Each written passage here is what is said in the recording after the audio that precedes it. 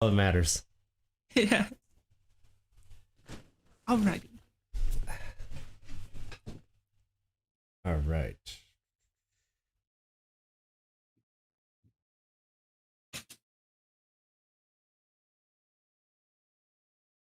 Dude, I did so much walking yesterday. I'm so tired.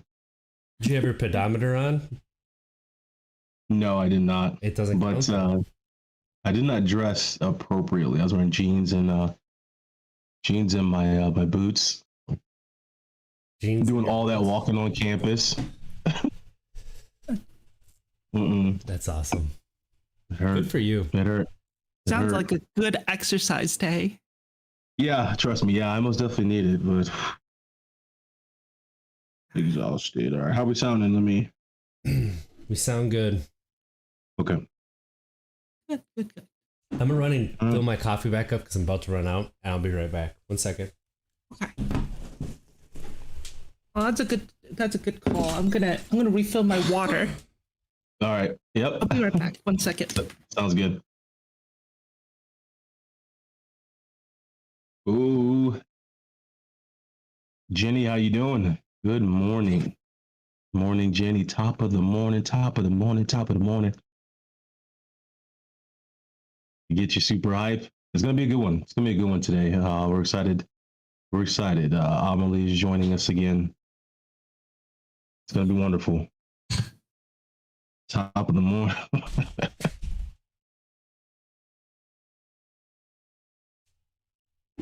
Okie dokie. Top of the 59-7 score. I did see that. You see the Badgers, Jenny?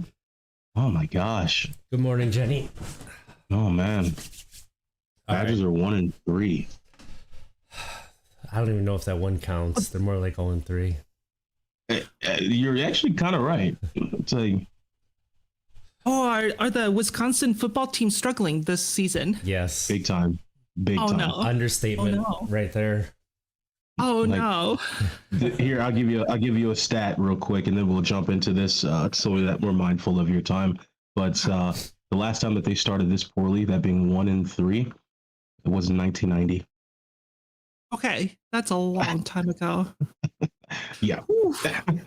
Yeah, I was born in 1990. Okay, okay. Yeah. That's wow.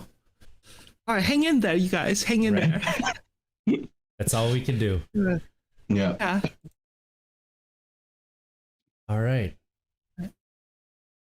Everybody's ready? We'll start. Ready. Ready? Welcome and thank you for tapping into some Untapped Keg, our podcast about sobriety and mental health, part of the Believe Podcast Network.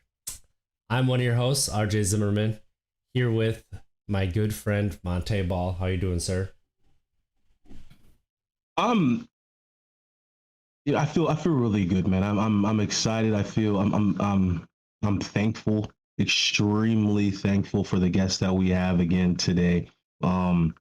So I just a lot of good feelings, man. A lot of good feelings. I want to keep these feelings going. So, RJ, how you doing, man? I am elated. How's that for a new word, Jenny? Oh, there we go. I am elated. There we go. I've been so excited to talk to our guest again since our last episode. And without further ado, we are super excited that she agreed to come back. Please help us Hello. welcome Amelie of the Sea. Woo! Still got that Hello. Amelie professional Hello. applause track there. Amelie, what's going on? How you doing? I'm pretty good. I'm to use some terms that might be related to what we're discussing today. I am awake and I am aware. So feeling I I'm like feeling it. it. I like it. Yeah, yeah. Absolutely. So, to our listeners, Amelie joined us. What would we say about 3 months ago? 4 months ago? It I was think a little February. longer. It was February. Yeah. Back in February of this year, we had a wonderful episode, wonderful opportunity of getting to know Amelie and understand Amelie's journey and what Amelie does in the community. And so we wanted to bring this wonderful person back for another episode, and we just got to catch up with you, Amelie. How you been doing since the last time we spoke? Pretty good. I've been the way I've been talking to my family about this is I've been actually meditating on boredom. And the way I talk about this is that one of the indications of boredom as it relates to addiction is that it's an indicator that something's not okay. Like something about our present, moment we're not okay with. And somehow we want to start escaping. We want to go do something else. And I've been looking at all the ways in my life that I try to escape. And I see a lot of the roots of addiction in that type of escape, and understanding that has helped me really improve my life for the better. And so yeah. So it's been a very interesting meditation, interesting study, self-study, because at the end of the day, a lot of this work it's not about fame and glory. It's not about, getting, other people's approval. It's about getting our own approval and becoming a friend to ourselves. And I've been studying a lot of these type of concepts as it relates to meditation. And I've been very happy to say that a lot of these results are really real. And it's very cool. And I'm glad we're able to talk about it today.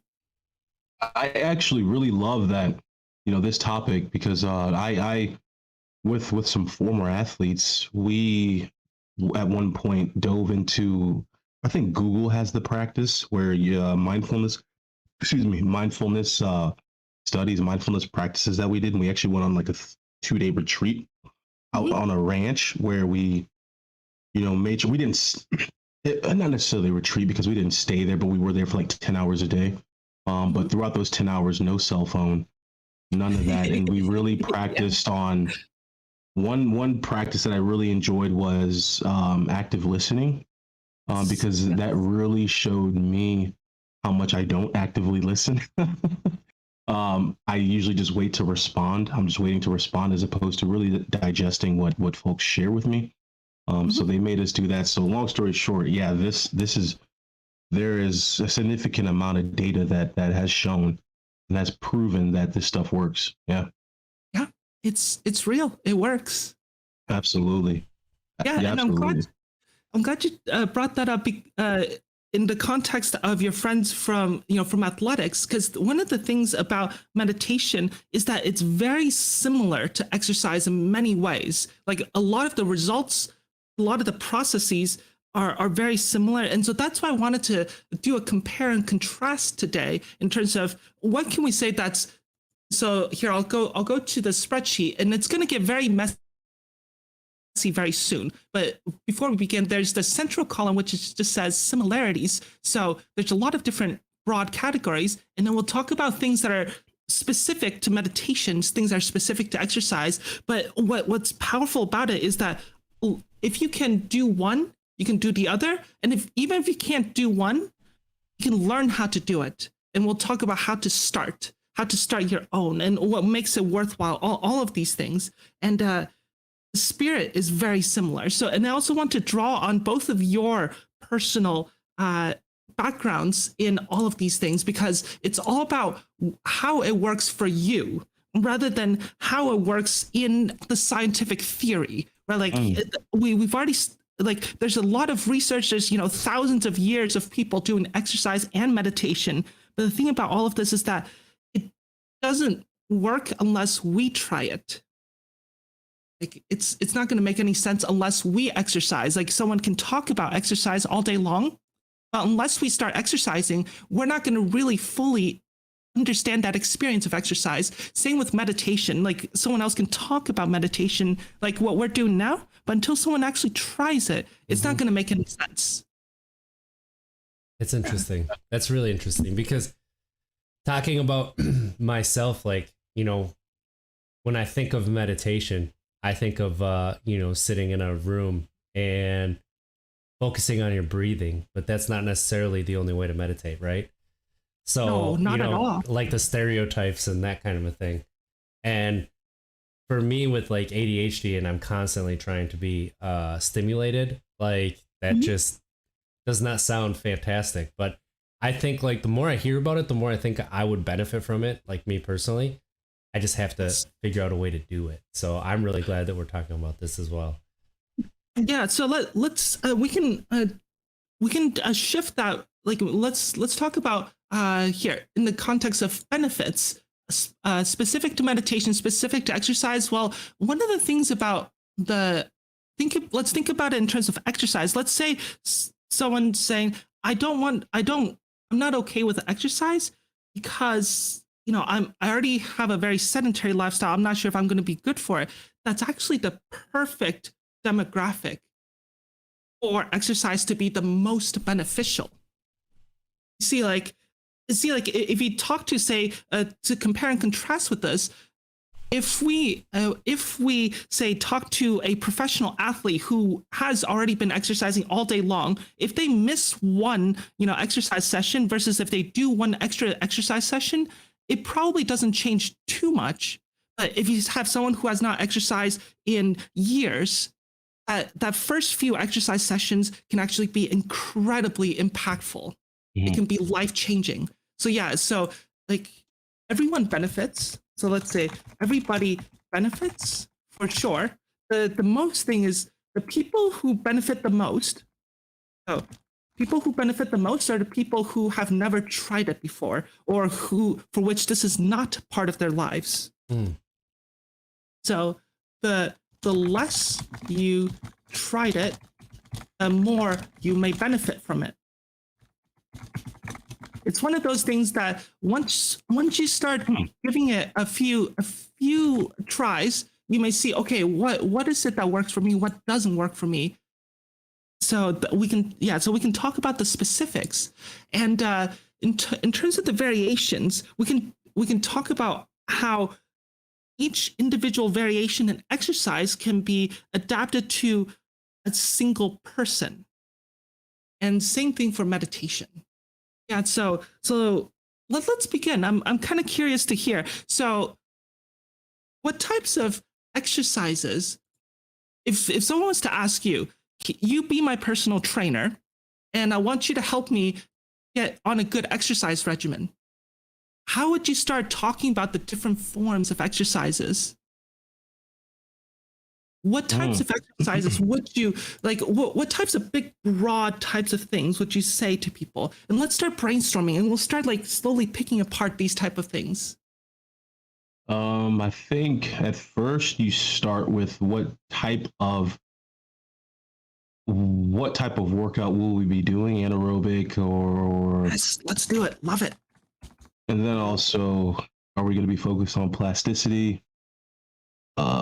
Exercises versus like power building, strength building. So like what you want the outcomes to be, right? Yeah, Exactly.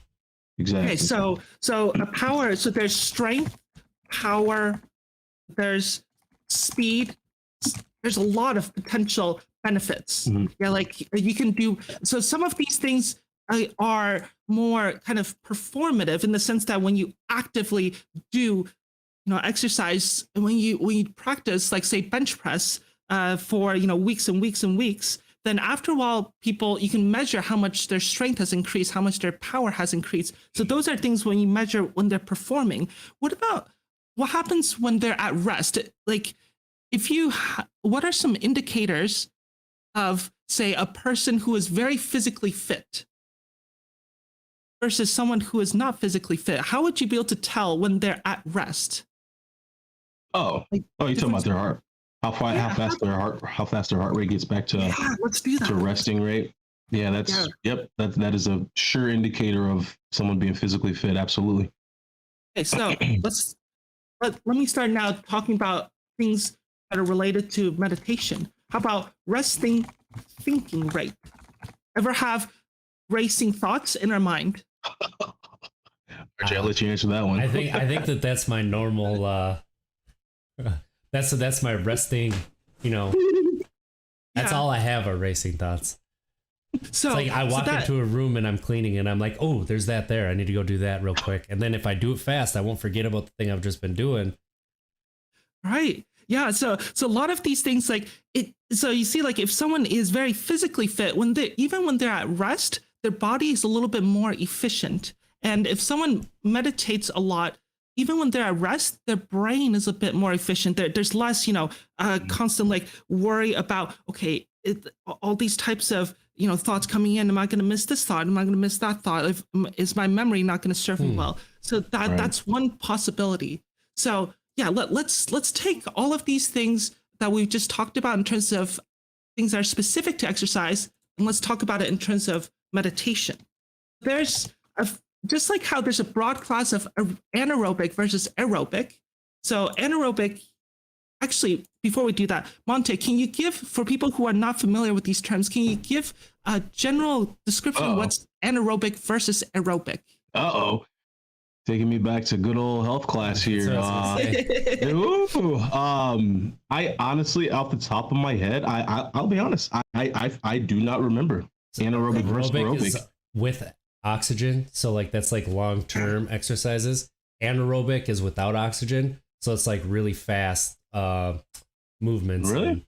Yeah. So like anaerobic is like playing football. That. Playing football would technically be anaerobic because it's anaerobic sport. Exactly. Okay. Yeah. Whereas like that makes track and sense. field is more aerobic. That makes sense. Amelie, put me on the spot. Put me on the spot here. Health class 101. Ladies and gentlemen, please stay in school and pay attention. It's okay if you don't know. There's no like perfectly right or wrong answers. This is more about like how you relate to it. And the thing about this is that if you talk to a different person about exercise, they'll give you a different answer. They'll give you a different way of thinking about it. There are some general theories, but as we talked about it a little bit earlier, which is that exercise and meditation, it only makes sense if you genuinely internalize it. If you try it, and it has to make sense to you. Like someone can lecture about aerobic and anaerobic exercise, but that's really it might not make sense until we try it. Because how I know the difference is sports, actually. That's how I was able to like process it. So like a lot of sports have aerobic in it because you do it for a long time, like basketball or soccer. But there's a lot of anaerobic activities or a lot of anaerobic actions in those sports. And that's how I can kind of remember it. So yeah, so an example of aerobic is, as you point out, this long-term behavior. So for example, running a marathon. Say cross country. Yeah, cross country. So like any sort of long distance behavior. So anaerobic one would be to say bench press. Like if say someone says bench press 225 pounds. Yeah, see, I think I what's the bar again? Tuned out. Might be able to get that up. Yeah. 45 pounds. Yeah. Yeah. So like, I'm just making up a number. It's. So the thing is these anaerobic is more about like just power. This is using more of your basic glucose storage, like your glycogen, all this stuff. So using more, glucose as your fuel source. So let's now try to put that into the context of meditation. See, the reason why I liked this description is that they're anaerobic and aerobic. They're two very, very large, extremes of different classes, and they're both equally valid. And so now let's talk about in terms of meditation. There's focusing type meditations. Some people call it single point concentration, whatever different types of things that involves, just trying to focus your mind as perfectly as you possibly can. And then there's ones that involve open awareness, which people may have heard this term of mindfulness, which is to try to, well, we'll get into that in a little bit. But first, let me actually talk to you about an example in which we use both defocusing and focus meditation just in our everyday life. So let's say, now I'm going to ask you guys to take you back to an even earlier time, learning to drive. Okay, so let's think about when you first learned how to drive, and think about one of the things that we focused on. So for example, when we first put our foot on the gas pedal, and it says in the driving instructor says, oh, just press the gas pedal, and then you just go. Right, the first time I pressed it, the car just started jumping, the car just accelerated very fast. So that pressure of foot on gas pedal, that's something that we learn to focus on, to be very, very careful about, versus open awareness when we're driving, when learning how to drive, to say, know your surroundings.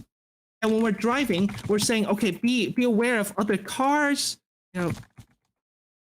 You sort of got to be like a defensive driver. Exactly. In a sense, yeah. Yeah, so you see, there. Let me use defocusing. So defocusing is just saying being generally aware of your surrounding, being aware of all the data that you can see just with your own eyes and hear with your ears. Like if someone's honking, what type of signal does that give? So defocus is more about taking in large amounts of data and being able to process it, and focusing is more about just working with a very specific, narrow band of data and working with it very carefully. So, Okay. so yeah, so you can see like both of these guys are very powerful. And the thing is most people only talk about mindfulness, only talk about defocusing meditation. And so let's think about a little bit about why, which is let's think about what we are taught in school, which is when we're taught in school, we're taught, skills to go get a job. Right? This in the society where we have specialization, everyone is taught to focus on a specific topic. So like someone who's going to be an engineer, they're taught to focus on mathematics, engineering concepts, physics. Like they're taught to be specialists. So in this age of specialization, almost every single person has been taught to focus on something. To say, focus on, let's say, sports, or a professional dancer be focusing on body movements, different forms of self-expression. So everyone knows how to focus, but we're not really taught how to go the opposite direction, which is when we tense up, how do we relax? How do we let go? How do we go from like 100%, 110%? How do we go back to say 50% or 0%? So you see, like, this is why a lot of people talk about defocusing, because we're already so used to focusing that many of us have forgotten how to just say, let's take a moment, step back, and just open our minds again. Amelie, I got a question for you. First off, that was I loved how you created that sort of parallel right there between obviously physical exercise, and then you obviously have mental exercise, which is just as you're 100% correct. It is just as, possibly even more important than the physical exercise, because you got to take care of your mind first in order to obviously have the motivation and what have you to physically work out. But my question to you is, what would you say to someone who has tried meditation before, but the barrier that every single person who is just trying to meditate, what they come across is like, I can't stop thinking about stuff. I can't do it. I can't do it. So let's work with that. So let's start with how to start. Yeah. So this is someone who has tried to start. So let's say let's start with it in terms of the exercise world, and then let's talk about it in terms of the meditation world. So let's say you talk to a professional athlete and you ask them for their exercise regimen and what works for them, and you can ask them for, say, what their warm-up is, and that person will be like, oh yeah, I just go run a mile, and I do like 30 push-ups or whatever number, and they're like, yeah, you just do this. They just kind of rattle it off. They say these terms because it's really easy for them. They've already been doing this for years and years and years, and it's already very easy. But when they started, it may be a completely different story. So one of the things about the dangers is that it is difficult. It can be difficult. It is difficult to start. So one of the things about starting is that meditation is not necessarily about success or failure. It is about the effort that you put into it. So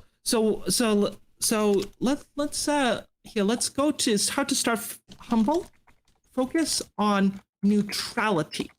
Let me get into like how this works in terms of different types of examples of this type of things. Okay, let me add in a row here. So different examples people talk about. One is just breathing meditation. You just take a few deep breaths. You can try to focus on your breathing, or you can try to not focus on your thoughts. The thing is the thing about all of these things is that we think, okay, so if we take breathing meditation, we say, let's just focus on our breathing, and then suddenly we start focusing on our thoughts. That's actually the meditation itself. Because, see, if we focus only on the positives versus if we only focus on the negatives, that's what's called greed. Yeah, if we focus only on positive, that's greed. If we focus on only negatives, that's more fear. That's more like, wanting the more painful stuff. Right. The thing is if we don't have that balance, then it can get kind of miserable. So the thing is it's just like how when we first start exercising, we can't do all the stuff. We can't do, a bench press of, a couple 100 pounds. We can't do the fancy maneuvers that Roger Federer does on the tennis field, right? Like it's more about the how you relate to it, how we relate to it, and it's more about the relationship to self. So part of let me put this up here. So benefits potentially improve relationship to self, which is we see how we fail a lot when we talk about breathing meditation. Say, oh, I wanted to breathe, but then suddenly I started thinking about, my dinner, what I wanted to eat tonight. And that's part of the meditation. And how do we deal with that? See, that becomes a model for how we deal with the rest of life.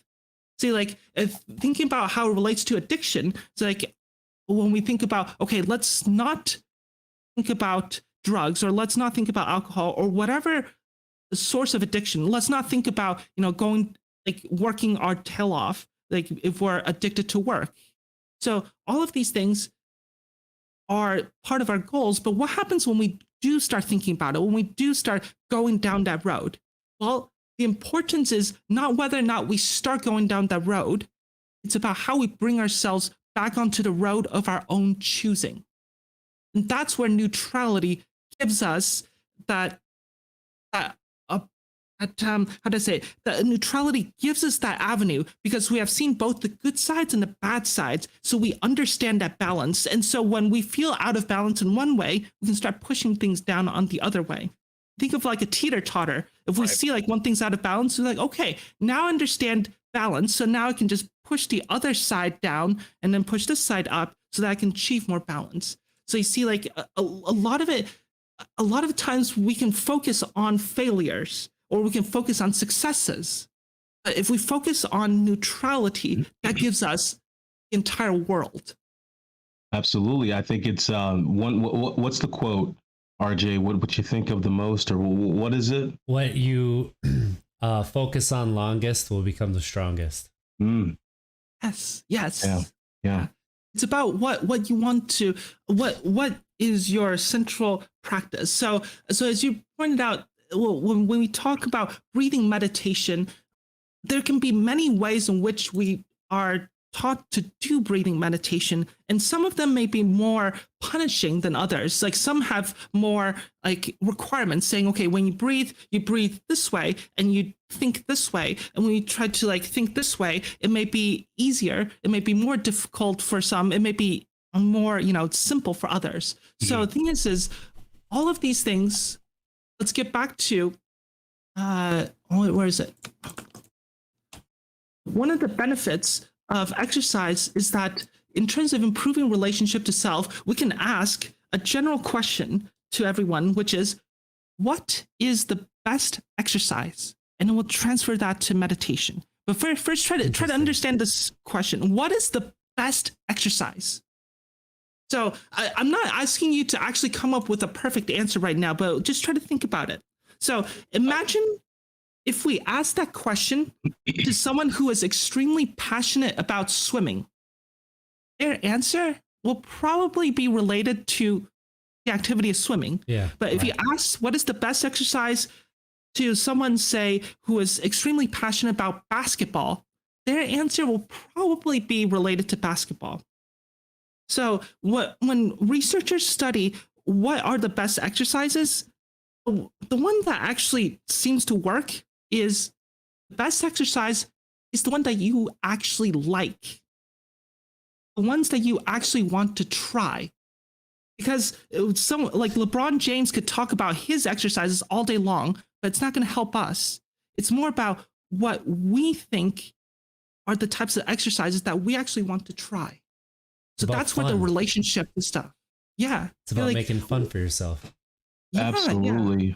Amelie, I got a question. Do you think also too, one of in the same category, because I think there's multiple. Do you think that also the best exercise would be being able to go from focus to defocus, being aware of that, going from being able to focus on something, having a focal point where I'm just focusing on the gas pedal, and then being able to go to the defocus mode where you're just like, okay, I'm just going to consume data, work through this data, understand what my surroundings are, what, you know, you kind of understand what I'm saying?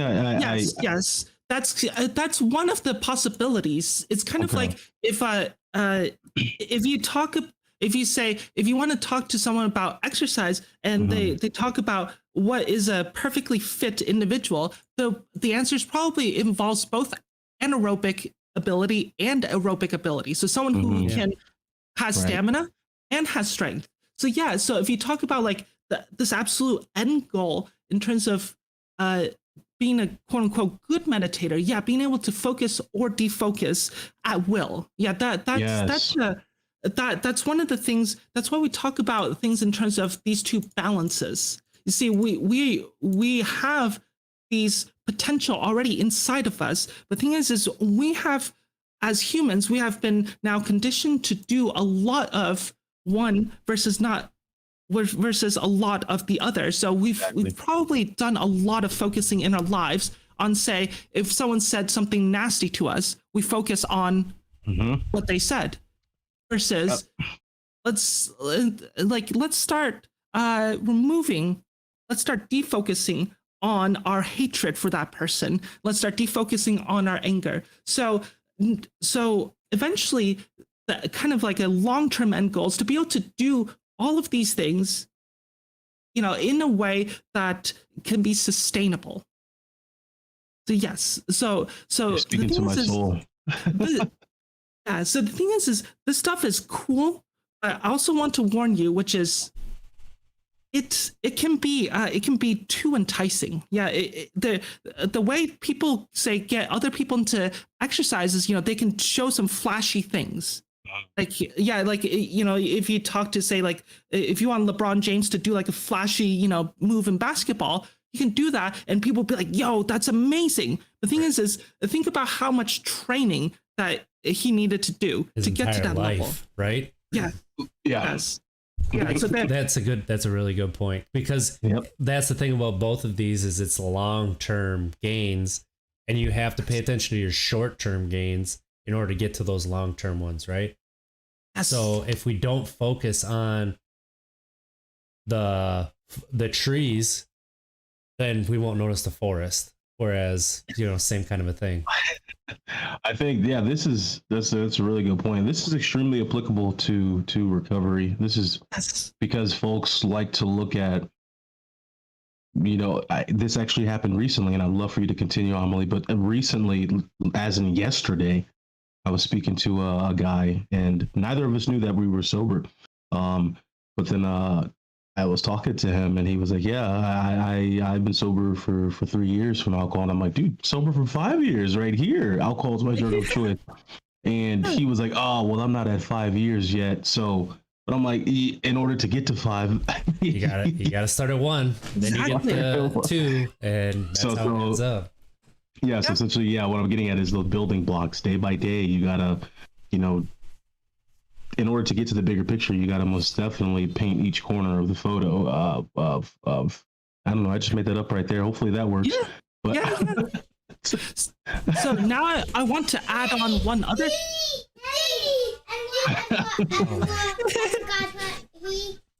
need Band-Aid. Oh yeah, he got his Band-Aid. Okay. No, Mommy saying my Band-Aid. It's a Band-Aid, Mommy. It's a Band-Aid. So Yeah, please continue, Amelie. yeah, so in terms of the 5 years versus 3 years type thing, so I want to talk on a type of goal that we can think about, which is. Oh, Yep, hold on 1 second. RJ. I don't think he's realizing it. it's okay. Life calls. Yeah, man, we could hear you. Oh, sorry. Okay. Go ahead, Amelie. Yeah. So the thing about the long-term versus short-term goals is that both of them feed off of each other. Like to go from 3 years to 5 years, it's 2 years worth of every single day. Just live every single day sober. So yeah. So both of these guys, it's not versus really. It's long-term and short-term. It's not one or the other. They both are just as important. Yes. So that's like last time I was on your podcast, I talked a little bit about willpower. And so there's long-term willpower and there's short-term willpower. And the thing about this is that both of them are absolutely critical. And part of what makes this amazing is that you get to set the terms for yourself. So for example, if someone talks about how do we start exercising, well, you can choose your own exercise regimen. So no one is saying if you don't do, say, bicycling every day, then you're not okay. If you don't do swimming every day, you're not okay. It's more about try something. Figure out which exercise works for you, which meditation works for you. So let's give some examples of different types of meditation. So there's the standard ones. Let me add a few rows. So there's breathing meditation. There's lots of different types of breathing meditations. There's different types of visualization meditation. There's movement meditation. And there's entire classes in which all three of these guys kind of overlap. So you can do any sort of these types of variations. And what's nice about it is what happens if you start to explore.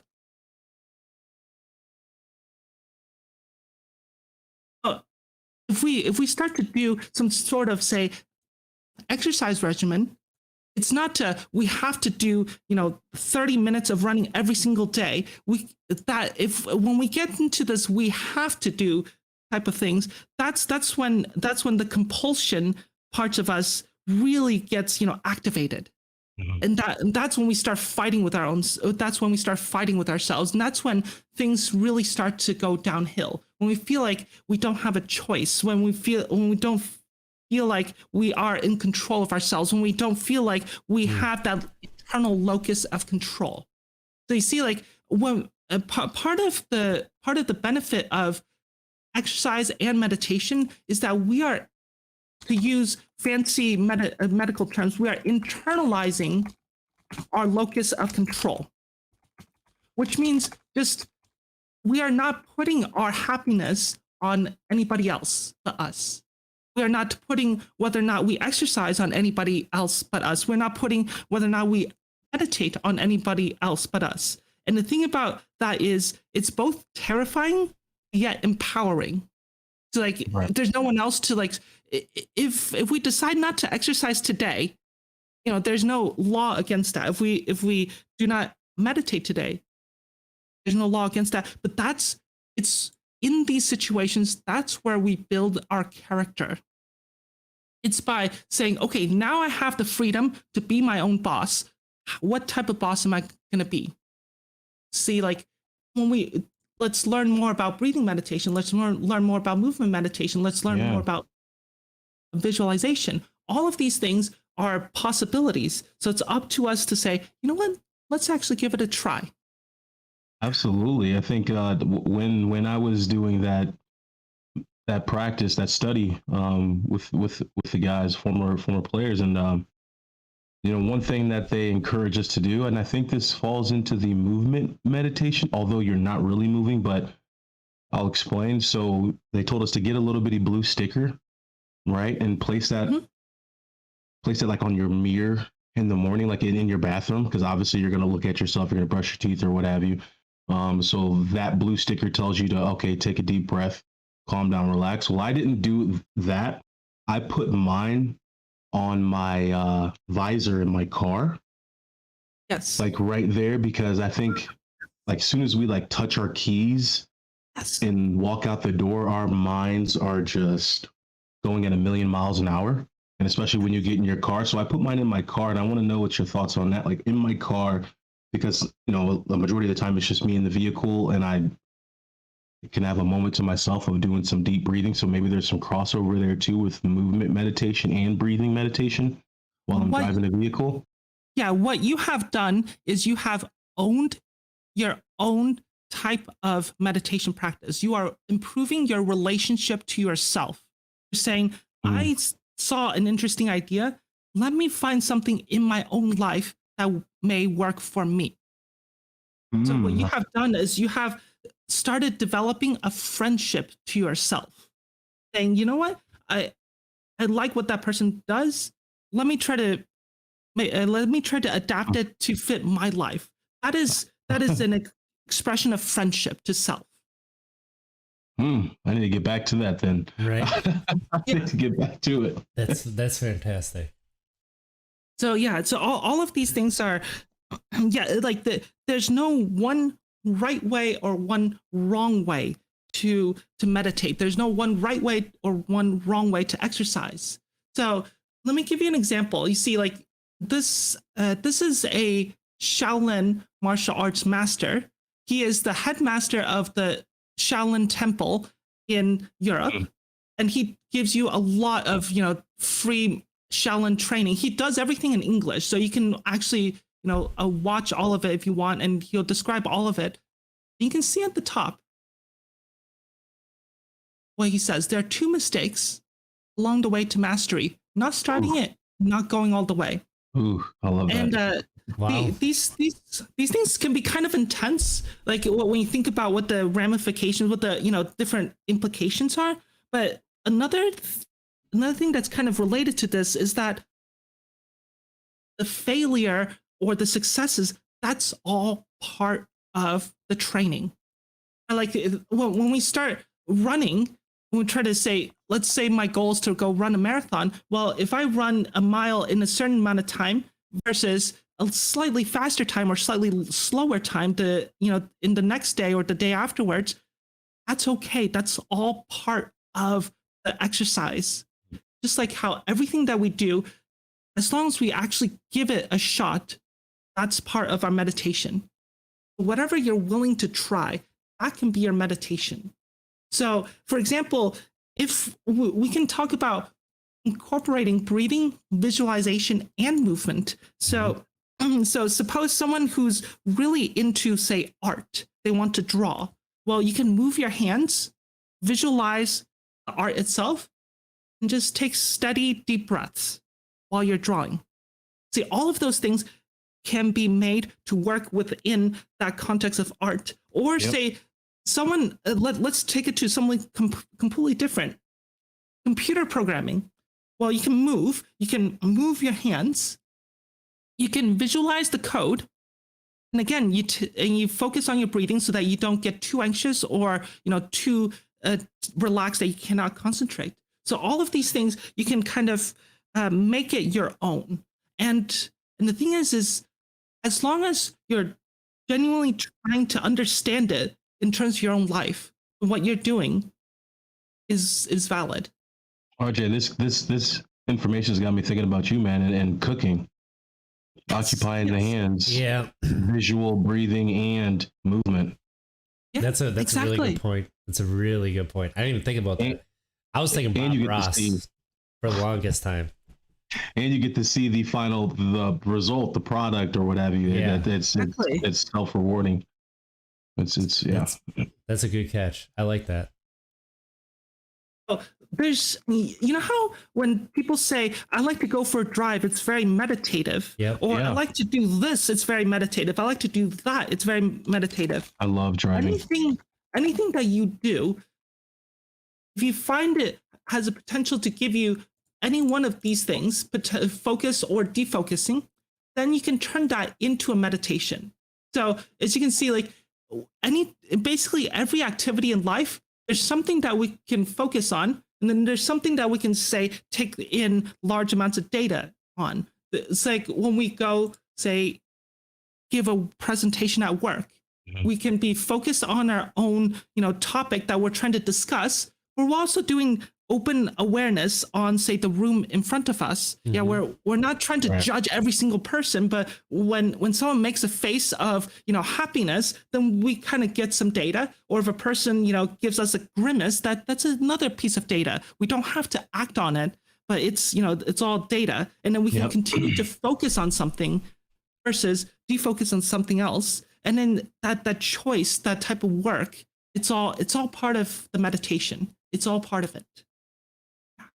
How much so on average, let's just say the average week, right? Let's just say 7 days. Yes. How often do you meditate, would you say? Like sorry. Yeah. So how much do I try to meditate?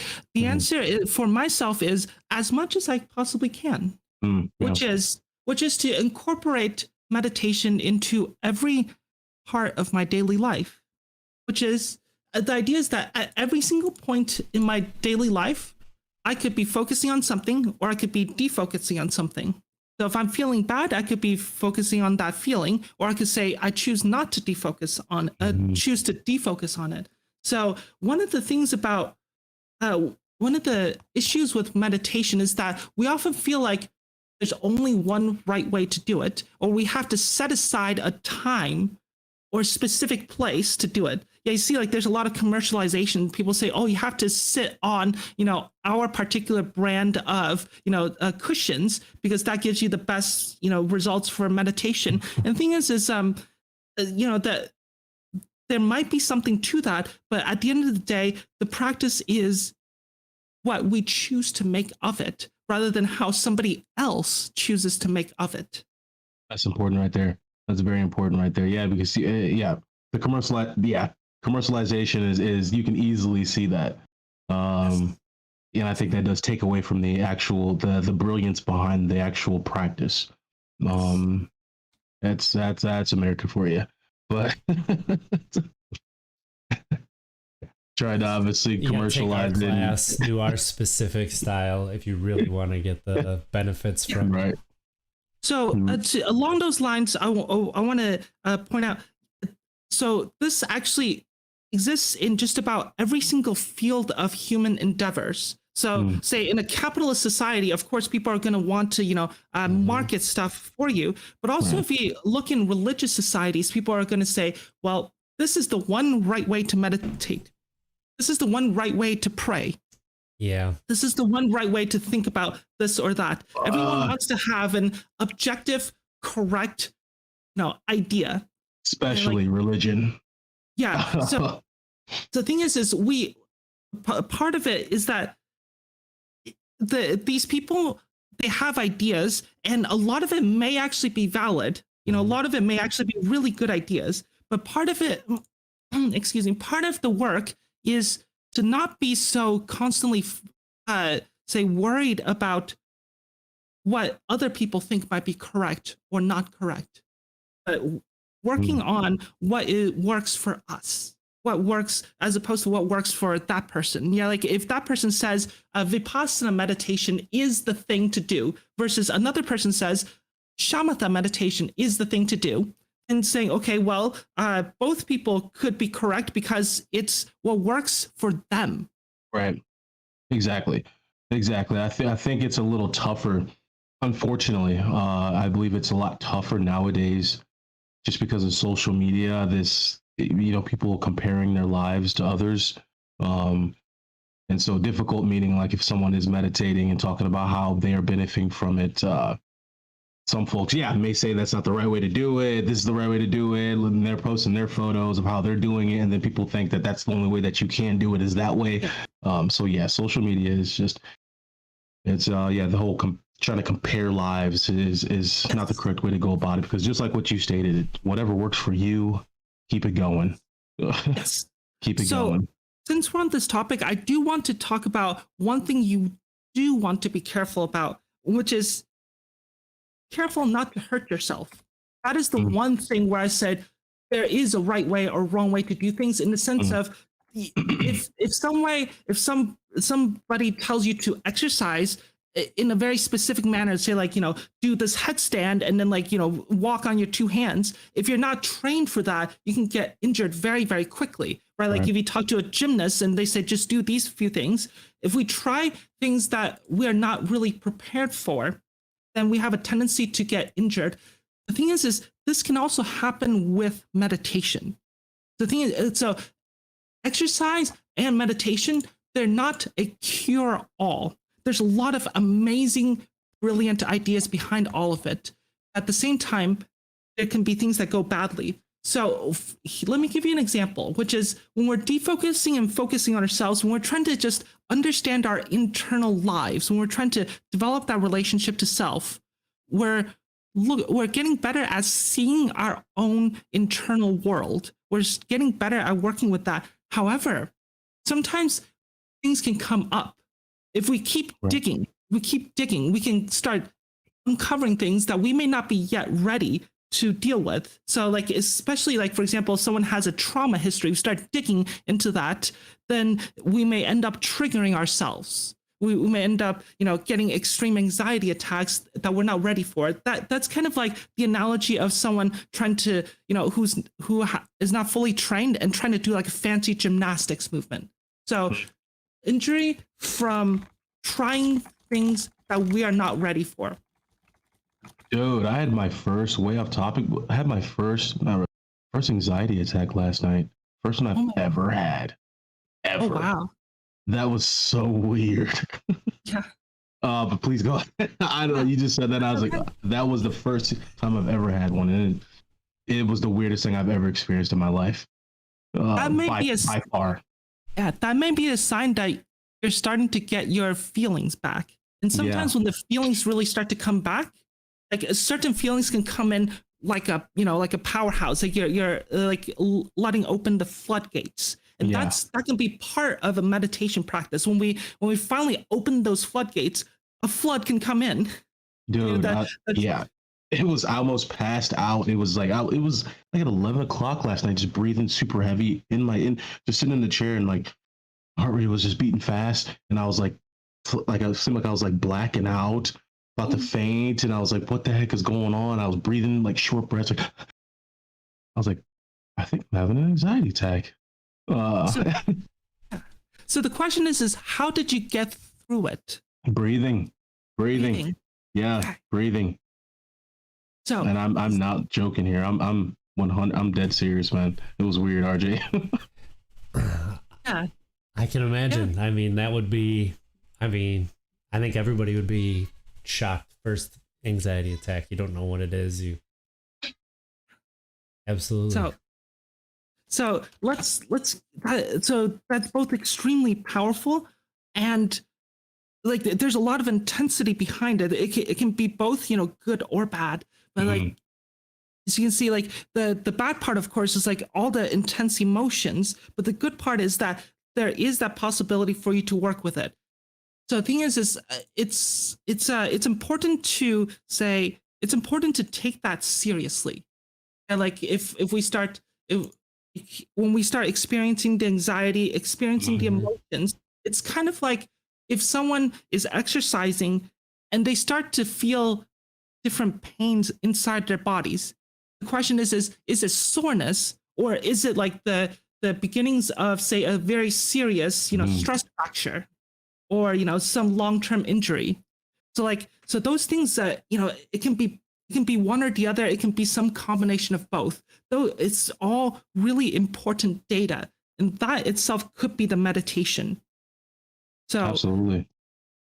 Yeah, so being careful with how we work on all of these things, it's a very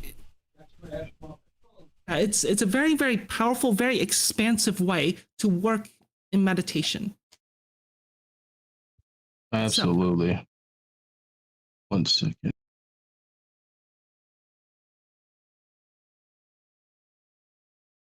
Five deep breaths. Yeah. Like something basically humble. Just walk outside. This stuff is important. I think, especially now, man. As an RJ, I'm talking to you there, but to the group here, it is when we talk about what's going on in society and everything, and people are this civil unrest. People are uneasy about maybe us getting shut back down and being forced to work back from home. All the above, financial instability due to the pandemic. I mean, this is the perfect timing for stuff like this. It really, really is. Yes, yes. It most definitely is. Yeah, it's the thing about the thing about difficult times is that we all go through them, and it's not one person experienced difficulty, therefore they're a bad person, or somebody else did not experience difficulty, or so you think, so therefore they're an amazing person. No, it's part of the human experience, and being willing to just embrace that part in ourselves. That's when we gain our own power. When we start to own our own experiences, that's when we become our own master. Absolutely. Yeah, this is important stuff. I would truly hope that many people get to listen to this one, because this is something that you can control. It is like literally taking care of your mental health, practicing mindfulness. Yes. So one of the things about all of this that we kind of touched upon in many different ways, but we haven't really explicitly talked about, is the factor of time and the factor of consistency and all sorts of different things that can change with time. You see, like in different, like say, exercises, different meditations, different philosophies, everyone has like this type of viewpoint on something or an experience with something. All of that can change with time. It can be like 5 years from now, the change could be no change. It could be a lot of change. It could be a change for the better, change for the worse. So the thing is time itself can be a very, very powerful ally if you start thinking about it as a incredible incredible agent of change. So the thing is this is one of the things that a lot of meditators will talk about, which is that just because we're feeling angry right now doesn't mean that the anger is permanent. The anger itself could change. If we're feeling angry 5 hours from now, we may be more angry. We may be less angry. If we're feeling very, very, very afraid, that fear can change over the course of a day, a week, a year. And so the thing is incorporating that time component is it's kind of the mindfulness part of meditation, which is this open awareness with respect to time, and saying, okay, right now I'm feeling like, my chest is tightening, I have difficulty breathing. My eyes are kind of quivering, my muscles are tensing, like all of those things. That's important to note. That's a moment in time. And the thing is later it can change. And one of the things about breathing, visualization, and movement is that all of these things are, if you work on it from a neutral perspective, what you're doing is you're giving your mind and you're giving your body the opportunity to experience both the good sides and the bad sides of it. And that connects us to the experience of letting our body and our minds do its work. Letting our minds, letting the breathing do the work, letting the visualization, letting the movement do the work. I mean, I'm sorry. Oh, sorry. Go ahead. No, please continue. It's just using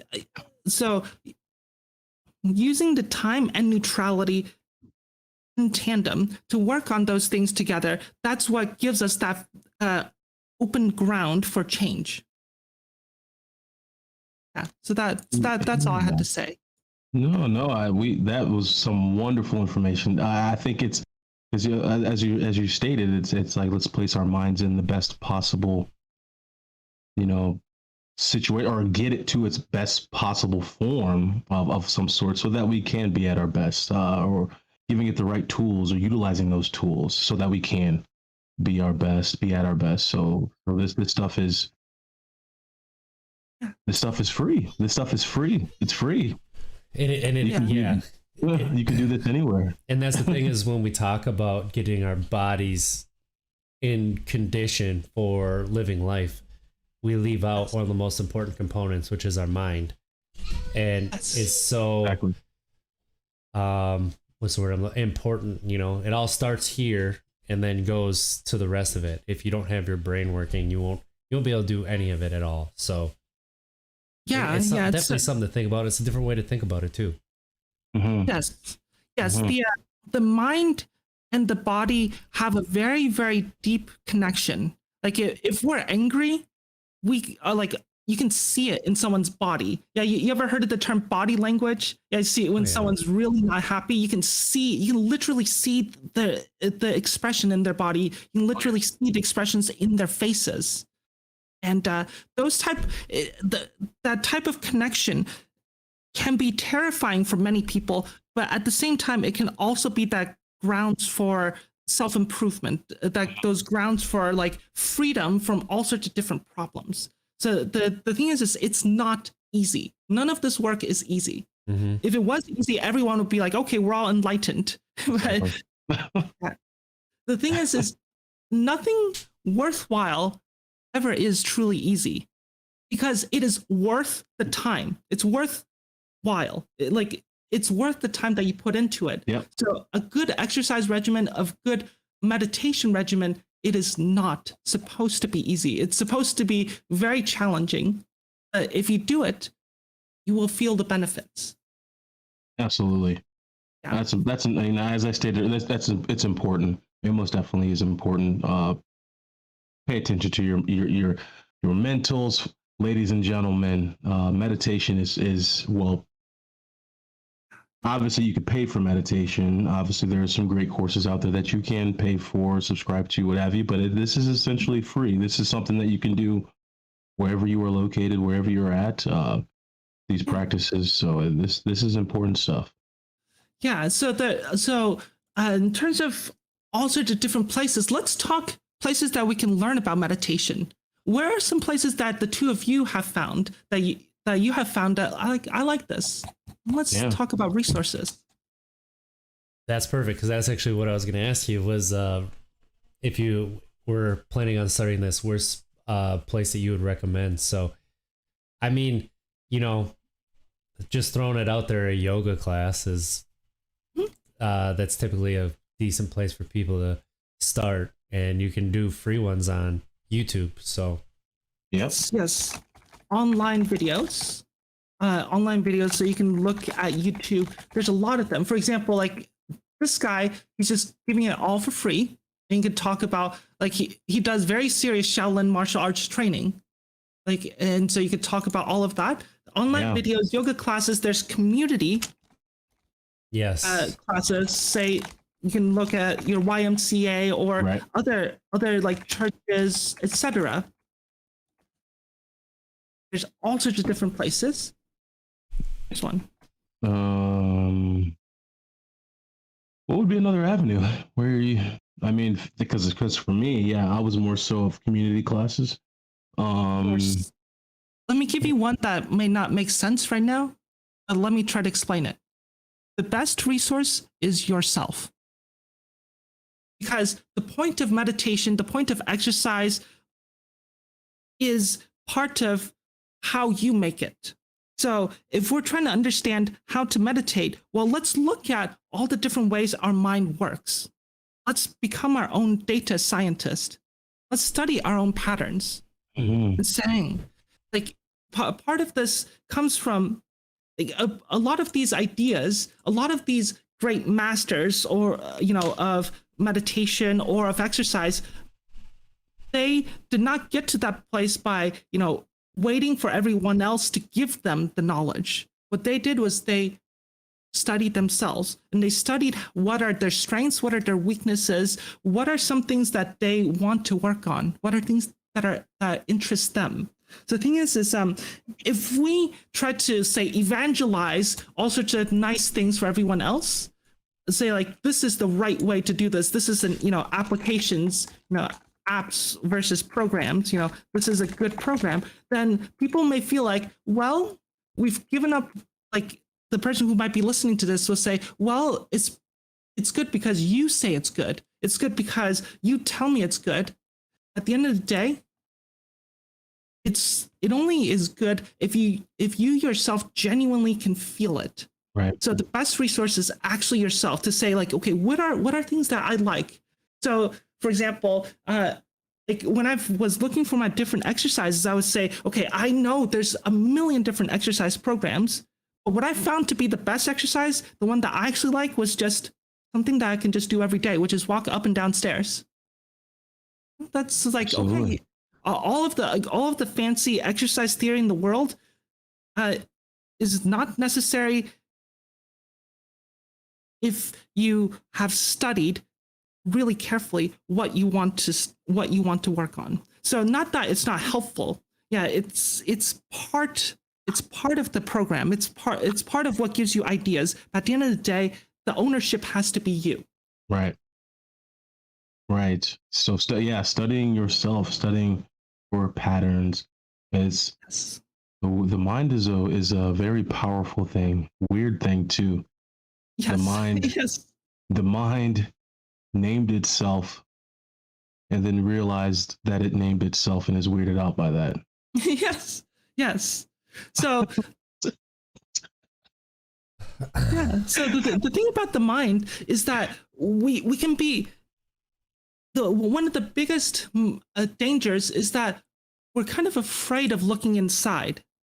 Is that many people may not want to look inside because there's a lot of things that we may not want to see.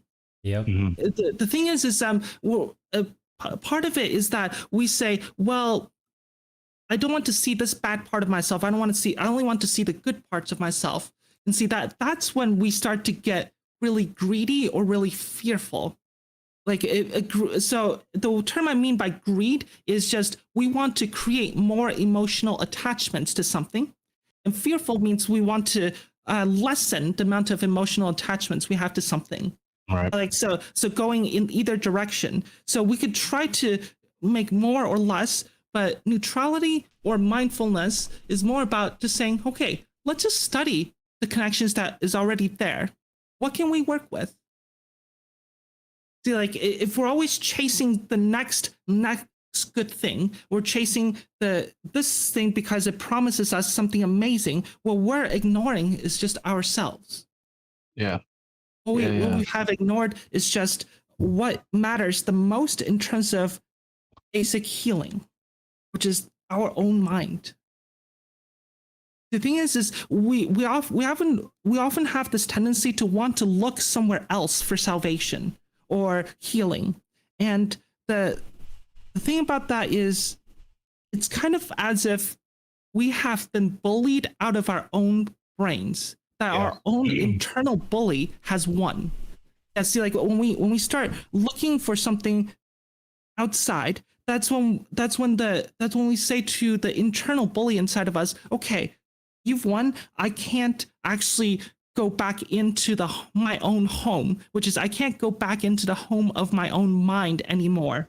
Right. And I can't do that anymore. And so therefore you control all the cards by making me give up all the cards, and by saying going to somewhere else, saying ask another master to teach me everything.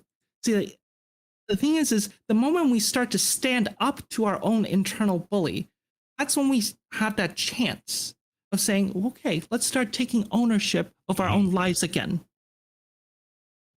I love that. That's powerful. I really love that right there. And how Really it love that. wraps around too with like addiction and substance dependency. You know, you're you're always searching for that outside stimulus when you focus on yourself. And why is that? A lot of times fear, right? Also greed. I mean, they do make you feel good in the moment. So that's really powerful. Yes. So yeah, the thing with the addiction is that we can be addicted to basically anything in the world. Yeah, like work. We could be addicted to. We could be addicted to power, sex. Any one of the things. And there's some societally okay ones. There's ones that are deemed by society to be not okay. The thing is at the end of the day, the person who actually suffers is the addict in the things that are in the people that are involved with the addict. Right? Like so.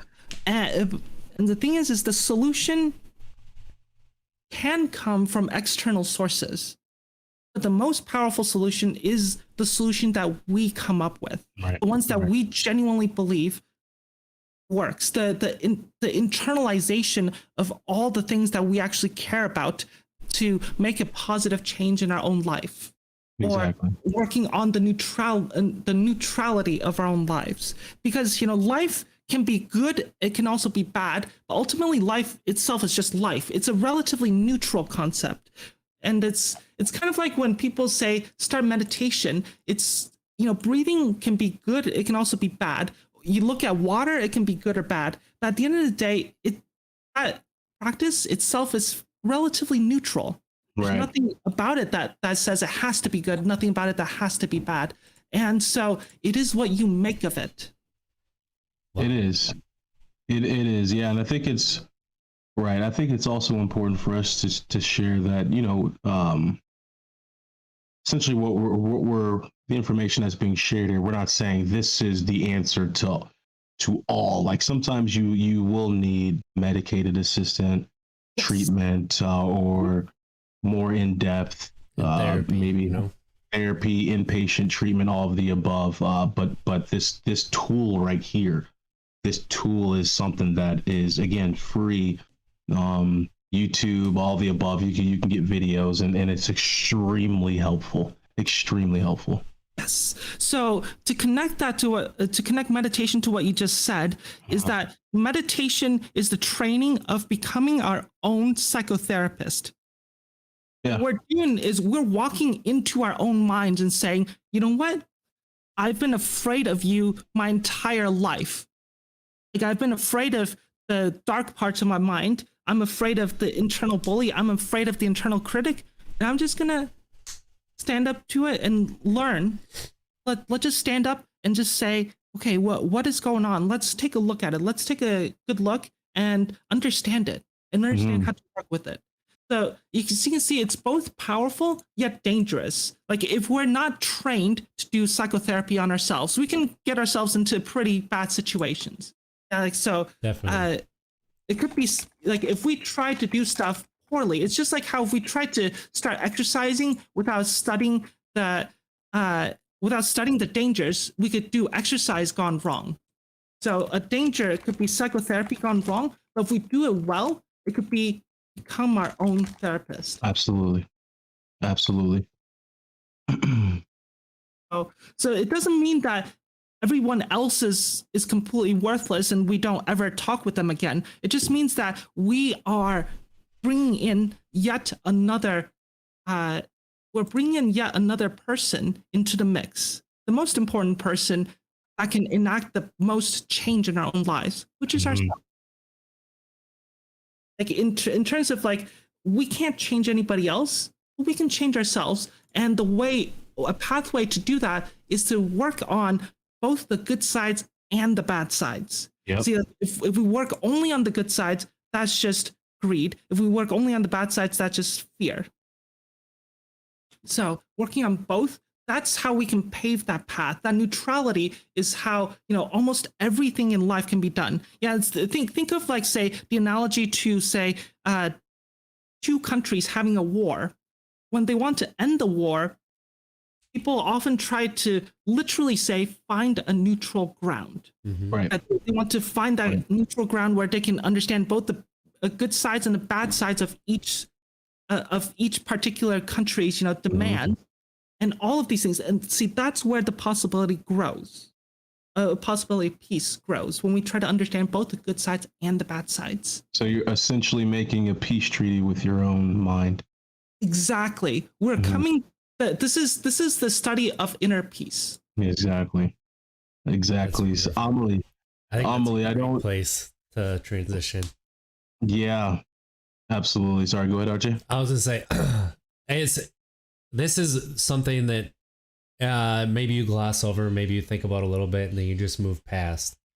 But the amount of power that this can give you, the amount of just things that we've talked about before, which is, going sober is the most selfish decision that you can make, and this is something that kind of benefits all of it. It's all encompassing. It's that holistic approach and the tools that you can use to help yourself. It's absolutely wonderful. It's just breaking it all down too, so it doesn't make it so overwhelming. Goes a long way as well. So exactly. And Amelie, I think we my goodness, we can talk with you forever. Yes, forever. But we want to remain mindful of your time, because we could keep you here for another 3 hours possibly. But if there was one last thing that you would want to leave our listeners and leave us, because RJ and I both were most definitely listening, and our listeners this episode, what's one last thing that you would want to leave us? Because this was a lot of information, a lot of great information, and hopefully the folks listening will just try it out. Just give it a try. So what's the last thing that you would like to leave folks? Yeah. So the one thing I want people to remember is that imagine if you can wake up one morning and genuinely say from the bottom of your heart, I'm actually a decently good friend to myself.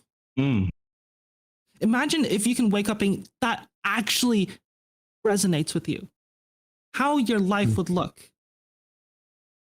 What could your life be like if you're actually a reasonably decent friend to yourself? You don't have to be the best friend ever, but just a decent friend to yourself. That's what all this practice is about. How can you become a better friend to yourself? See the good sides, see the downsides. Amelie, that is brilliant right there. But have you ever thought about getting into like using your voice for like meditated like practices to give to folks? You would be brilliant at that. Absolutely phenomenal. I've thought about going back to school to do psychology. Yes, I thought about this. There are many different pathways in life. Like I'm still kind of like deciding. Yes, it's definitely something that's on my mind. Yes, I've thought about this. Wonderful. Good. Yeah. Well, thank you for joining us today, Amelie. Obviously, we would love to have you on again as well. Like you bring such a different approach, and the way that you break things down is just amazing. It's great. Is there any way that if people wanted to keep up with you, they could, or you just out there living your life? Right now, I am trying to be the most boring person I can possibly be. Honestly. Awesome. So awesome. Right now, I'm neither here nor there. I'm just kind of living my life. How about if someone wants to get in touch with me, how about they can get in touch with you, and then I can start chatting with them. Like if people want. Yeah, and then I'm happy to answer questions if people want to ask questions, to me. But if they want to ask it to you, that's perfectly fine as well. You can talk, we can be the conduit, or I can try to restart some of the stuff. Or for me, I'm not really out there much anymore. I'm just like this really boring person these days. Right. Well, if you want to ask Amelie a question, untappedkeg@gmail.com. Exactly. Yeah. That'd be perfect. Yeah. So, and this has been Untapped Keg, podcast about mental health and sobriety. Monts, where can people find you? Yes, you guys can find me at MonteBall28 on Twitter, MonteBall on Instagram. You can also find me, obviously, at our Untapped Keg pages. I do want to correct you there real quick, RJ. Untappedkeg.com. Our website is not up. So just please, we're trying to figure out how we're going to do that, figure out the right person to go about that and get that bad boy all cleaned up. So just make sure to reach out to us via Twitter or Instagram or at our email at untappedkeg@gmail.com. RJ, where can they find you? Just search Untapped Keg, you'll find us. On Twitter at It's Trickster, ITZ. The I is a 1 in Trickster. And let's try to be better today than we were yesterday, because at least if we don't make it, we tried. Thank you for joining us, everybody. Have a wonderful week.